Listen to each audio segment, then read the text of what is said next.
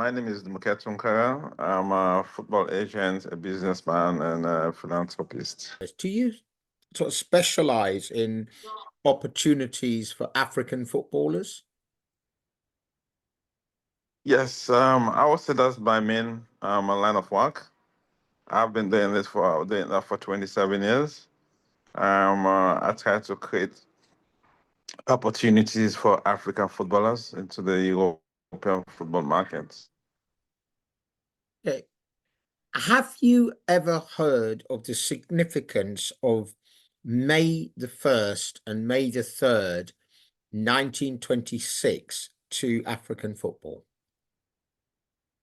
Not at all. I mean, except you want to school maybe about that. I'm not clear about what the six of those dates. Uh, That is the date of the first Gossage Cup. And it had the reason it's 2 days is the first match ended in a 1-1 draw and the second ended 2-1 to Kenya. And it is the first international football tournament in African history. Were you aware of this? No, I wasn't. I wasn't. It's good to learn something new I've just learned something new today. Now, this means the centenary of the first football tournament in African history is approaching fast. It's basically just over a month away. Do you think it is an important event that should be celebrated and commemorated, especially within Africa? Given the information I've got from you, I think it's an extremely important thing to celebrate because it's the beginning of football, international football in Africa.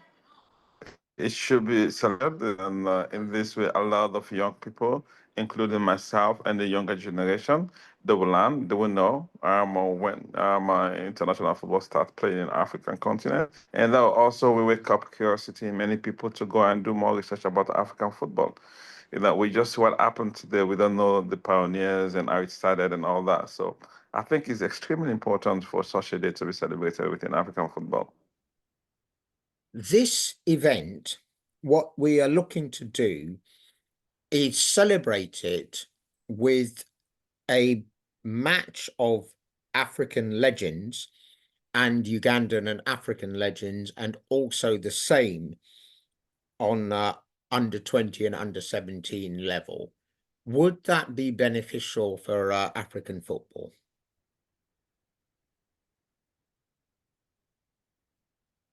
I think it will. I mean, as I just said in my previous comment, I mean, it's not only a huge moment for African football, but it's also a learning process. It educates the, people within. I'm pretty sure a lot of people that works with in football doesn't know this. I mean, nobody in my 26, 27 years of experience within African football, nobody has ever mentioned this to me.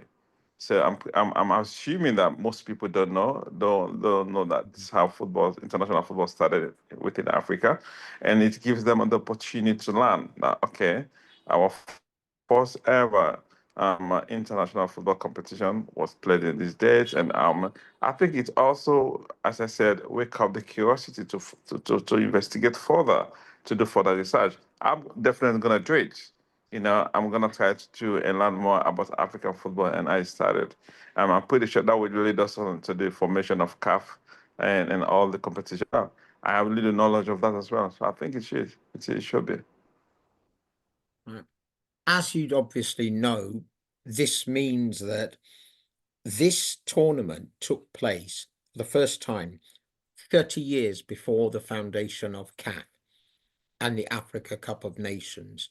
To what extent should it be celebrated both by CAF and also within AFCON? Would either of them have existed as quickly as they did if it wasn't for this tournament paving the way? In my opinion, CAF should definitely embrace this opportunity and celebrate this day because this is the inception of African football. I could say this is the inception of that also led to the creation of CAF. Because if there is no international football playing, CAF doesn't need to be, the existence of CAF means zero.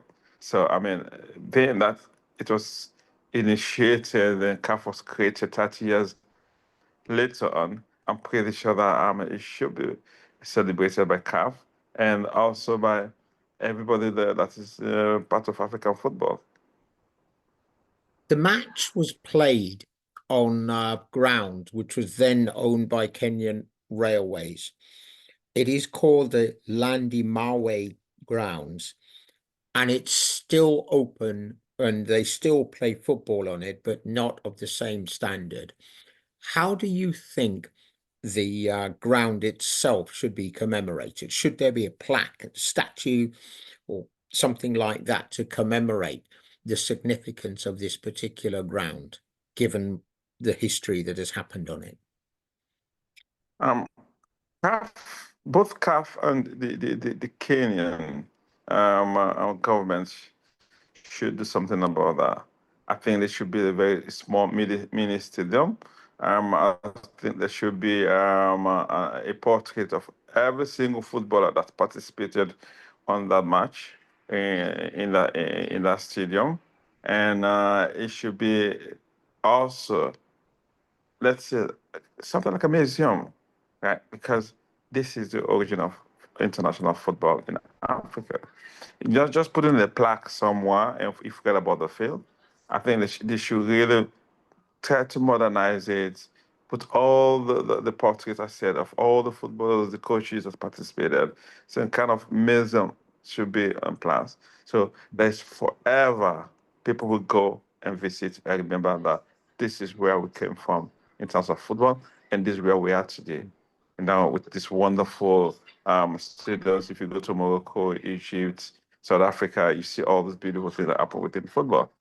And where does it start? You know, the information for me started in Kenya, and this is the ground where it started. You know, I think it should have a significant symbolic value in African football. Just to clarify, it's not the first international in African football. It's the first international tournament.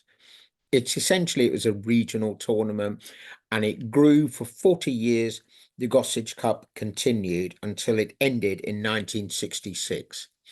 Then it was taken over and rebranded for 5 years, and it then became the CECAFA Cup. So when you see the regional tournament, this is how big this tournament has grown into. I mean, being that it was the first regional tournament, I think it's even more important that it is celebrated because if without this regional tournament, I don't think the CAF would have been in existence. You know, and being that it went on for that long, and now it's evolved to what it is, it has a huge, it should have a huge importance within African football. And for that, as I said, even though I misunderstood it as the first international match initially, I think it still carries the same value, the same weight. You know, it should be celebrated, it should be organized, and it should be remembered. You know, it is a huge chunk of African football history that shouldn't be neglected. When we talk about 1966 from an African football perspective, people immediately know, if they refer to anything at all, it is that Ghana led the African boycott of the 1966 World Cup qualification, and they won the boycott in terms of the next World Cup. There was an automatic berth for Africa, which is what they were insisting on, and also there was one for Asia and Oceania. That, of course, is massively important, but lost in this history of African football is that was the last edition of the Gossage Cup itself. which had lasted for 40 years, obviously starting in 1926. How important were both of those events for African football? Um, as I said before, we've spoken about the Gossip Cup. I think it was extremely important because it was the start of regional competition within Africa. But the boycott was extremely important. It was extremely necessary, needed. In fact, because I mean, what the Ghanaians fought for and initiated and fought for, I think it still continues within football. That the discrimination, in my opinion, of FIFA and the way they treat federations or confederations from different parts of the world. You know, we all know that. I mean, the preference is Europe, then South America, then everybody else is come down the pecking order. I think it should be a fair, equitable numbers of countries participating in the World Cup. The sports should be equal to everybody, and if you want to have a proper democracy within football. So I think it was extremely important, the boycott, because that also gave the footing for where we are today. We're not where we want to be, but I think we've come a long way since then. Is there anything else you'd like to add on African football and obviously the Gossage Cup itself and what it's become? Because I haven't got none much about the Gossip Cup, it would be difficult for me to add anything, in my opinion, at the moment. But when it comes to African football, I think um, uh, this mainly goes to our African football administrator. We need a better showing. We need a better way they handle situations within CAF, and also they should be involved in developing football. You know, I think the politics is too much, and the football itself comes to much more lesser value to them because every single CAF president or whatever, their main focus is how long am I gonna stay in office, and to stay in the office, I need to have all these member associations as my friends. You know, so even when some things are not going the right way, they still don't do anything to change it because they want to have the votes, you know. And if you want to have the votes, which is politics, for you to be at the head or whatever position you're interested in, you need to bend some rules, you know. And I don't think that is helping African football. I think African football needs a fair handler, somebody that will be fair, that will want the development of Africa, that will invest in infrastructure around Africa. They will invest in education and coaches development around Africa. I mean, I know they've got all these beautiful words on papers. I've read some of them, and about on the implementation level, they always goes down to the member associations. And when it goes to the member association, we all know, most of them don't do what they're supposed to do. And there's no repercussion because why? They want the votes at the end of the term, you know? So I would like to see some changes at that level. I would also like to see the way the administrators we protect African football internationally at the global stage.